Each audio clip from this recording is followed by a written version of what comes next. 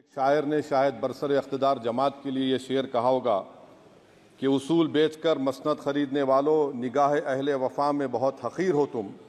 वतन का पास तुम्हें था न होगा कभी कि अपने हिर्स के बंदे हो, बेज़मीर हो तुम।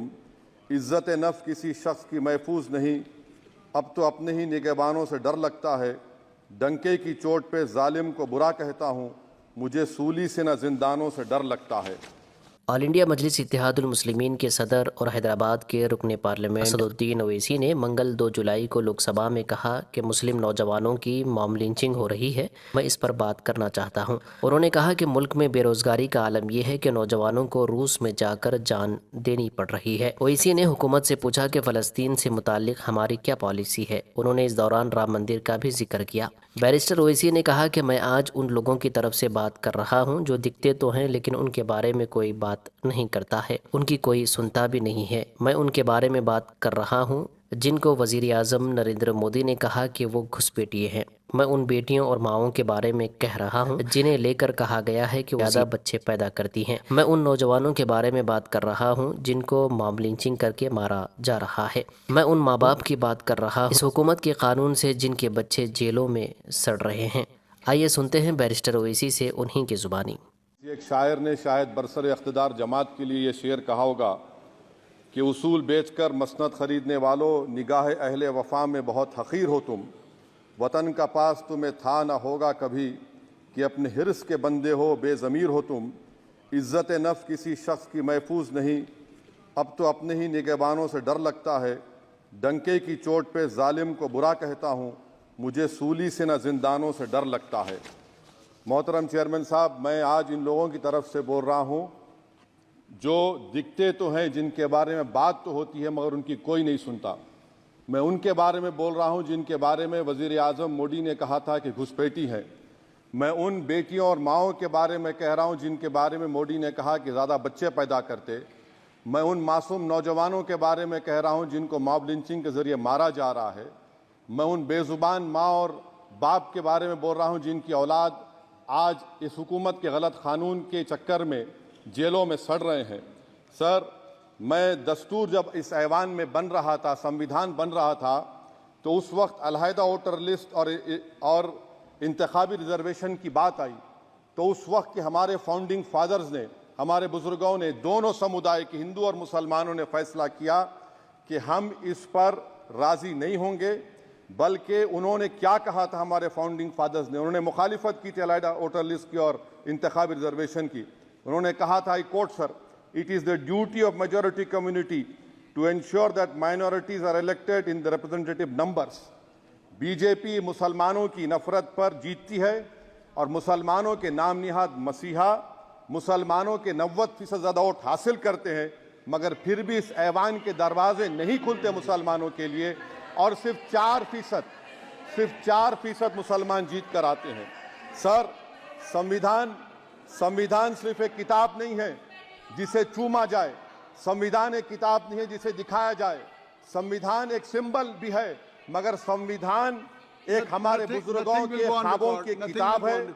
हमारे जमहूरियत को हमारे बुजुर्गों ने इस तरह समझा, हमारे फाउंडिंग फादर्स ने इस तरह जमहूरियत को समझा कि इसमें हर समुदाय और मजहब और समाज के मानने वाले लोगों की राय को शामिल किया जाएगा इस मुल्क को चलाने के लिए, मगर इस ऐवान में सिर्फ 4% मुसलमान जीत कर आते हैं।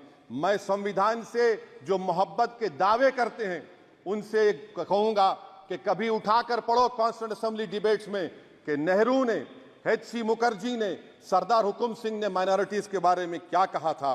सर, वतन अजीज का मुस्तकबिल कैसा होगा जब बीजेपी मुझे गायब करना चाहती है और दीगर हिज़्ब इख्तिलाफ की पार्टियां के लिए मेरा वजूद सिर्फ वोट डालना और अपनी खबर में जाकर सो जाना है। इसीलिए आप देखते हैं कि ये समाजी इंसाफ है सर कि 4% मुसलमान जीत कर आते हैं। सर, इस ऐवान में OBC समाज के MP अब अपर कास्ट के MP के बराबर हो चुके हैं।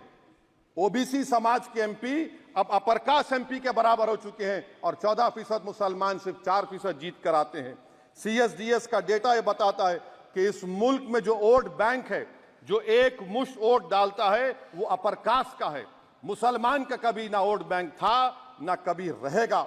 सर, 4 जून के बाद 6 मुसलमानों की मॉब लिंचिंग हुई, 11 घरों को मध्य प्रदेश में मोदी के बुलडोजर ने निस्तो नाबूद कर दिया, हिमाचल प्रदेश में एक मुसलमान की एक दुकान को लूट लिया गया, और हिज़्ब इख्तिलाफ की पार्टियों की तरफ से सन्नाटा है। शायद अब वक्त आ चुका है कि लफ्ज मुसलमान का नाम लेना भी अब उस पर पाबंदी आयद कर दी जाएगी। सर, मैं ये बात बताना चाह रहा हूँ कि नरेंद्र मोदी को जो मैंडेट मिला है। एक मिनट उवैसी साहब, आप लोग बैठ जाएं, कृपया आप लोग बैठ जाएं। श्री मनसुख मांडविया जी, आप लोग बैठ जाएं, कृपया माननीय सदस्य बैठ जाएं। श्री मनसुख मांडविया जी, मनसुख मांडविया, कृपया आप लोग बैठ जाएं। अपने प्रारंभिक कृपया आप लोग बैठ जाएं। आप लोग बैठ जाएं। माननीय सदस्य ने अपने प्रारंभिक भाषण में जो शब्द प्रयोग करा है उसको ऑथेंटिकेट करा जाए। और अभी उन्होंने उल्लेख करा कि मोदी के बुलडोजर ने वहाँ मॉब लिंचिंग करा है, उसको भी ऑथेंटिकेट करा जाए। निश्चित तौर से इसको ठीक है। उवैसी साहब, जब भी कोई बात नहीं सर, आप चेयर पर बैठे हैं जी, इसलिए आप मंत्री जी को पेट में दर्द हुआ, माशाल्लाह, शुक्रिया उनका। नहीं, तो सर मैं ये बोल रहा था, जवाबदेही है अरे ये नहीं, मंत्री इससे बुरी बात क्या है? पेट में दर्द हो सकता है, वो दर्द ये सब ठीक। अच्छा, दर्द हुआ, चलिए दर्द हुआ, दिल का दर्द हुआ। तो सर, जो नरेंद्र मोदी को मैंडेट मिला है वो सिर्फ और सिर्फ मुसलमानों की नफरत पर हिंदुत्व की वजह से मिला है। I would like to say it is not Modi's in dock, but every single person voted him despite his anti Muslim voice. And I would like to tell the opposition parties, this is not a moral victory for you, this is a victory of majoritarianism. Everyone should contemplate and do introspection. Why is it that the OBCs and the upper caste are getting their due representation? Why are the Muslims not getting? Are we here only to vote for you and not to get elected? If that is the case, please tell us that we are only here to vote for you. Sir, आज भारत के आधे नौजवान बेरोजगार हैं, और रोजगार की तालाश, बेरोजगारी का आलम यह है सर कि मोदी सरकार के 5 साल में 75 लाख एस्पिरेंट्स की जिंदगी बर्बाद हो गई, 6 पेपर लीक हुआ। बेरोजगारी का आलम यह है सर कि रशिया जा रहे हैं, वहां जाकर अपनी जानों को दे रहे हैं। बेरोजगारी का आलम यह है कि नरेंद्र मोदी रोजगार का कैंप चलाती है नौजवानों के लिए कि तुम इजराइल में जाकर काम करो, उनको कैनन फॉडर बना रही है ताकि फलस्तीनियों की जायदादों को हड़प कर सके। ये भी कंक्लूड कर। अरे सर, मेरा टाइम है। कहाँ टाइम है सर? आप ये टाइम ले लिए मेरा। सर, मैं 2 मिनट दीजिए। ये विश्वगुरु की पॉलिसी है। इजराइल को 27 टन हथियार जा रहा है। 9 मिलियन भारत के लोग गल्फ में काम करते हैं, क्या असर पड़ेगा? 47,000 इजरायली फलस्तीनी मार चुके हैं। क्या है हमारी पॉलिसी सर? क्यों हथियार दे रहे हैं?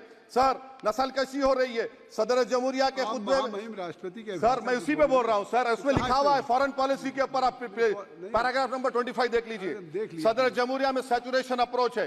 क्यों नहीं मोदी सरकार माइनॉरिटीज को फ्री स्कॉलरशिप को डिमांड करती है? सर, उसको आपने बजट कम कर दिया। सर, बनारस का बुनकर 18 महीने से मंडी का शिकार है, सूरत और बेंगलुरु जा रहा है। सर, आखिरी बात कंक्लूड कर रहा हूं, आखिरी बात सर, पनून केस में निखिल गुप्ता, मोदी ने कहा था कि हम घर में घुसकर मारा, तो निखिल गुप्ता को किसने ऑर्डर दिया था पनून को मारने का? अगर नहीं दिया तो उसको बचाइए, और अगर दिया नहीं तो फिर उस पर पीएमएलए क्यों नहीं लगाते? और सर समाप्त करो। कमेटी बनाई आपने, उसका क्या हुआ? सर, हम एससीओ को नहीं जा रहे।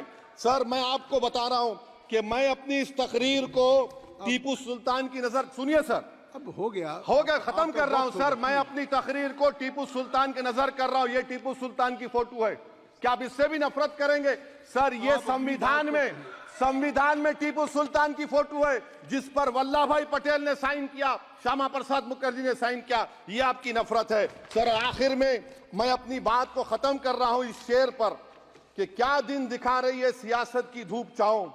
जो कल सपूत थे वो कपूतों में आ गए, थे इस कदर अजीम के पैरों में ताज थे, इतने हुए जलील के जूतों में आ गए। बहुत बहुत शुक्रिया सर।